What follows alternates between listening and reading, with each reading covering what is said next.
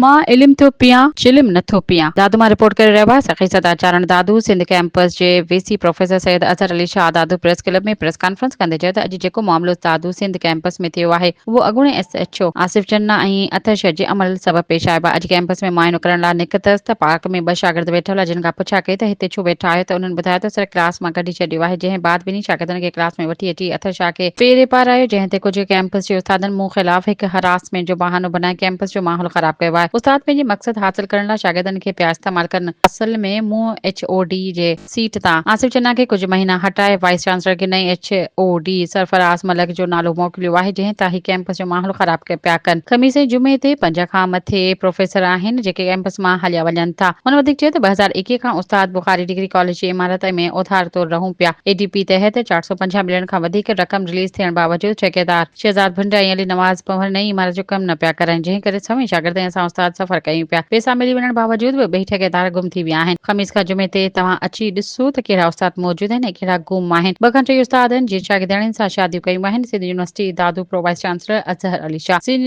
University जे vice चांसलरनि खां मुतालबो कयूं त फौरी तौर ते एचओडी जे सीट ते सरफराज मलिक खे मुक़रर करे कैंपस जो माहौल ख़राब कंदड़नि ख़िलाफ़ कार्रवाई कई वञे।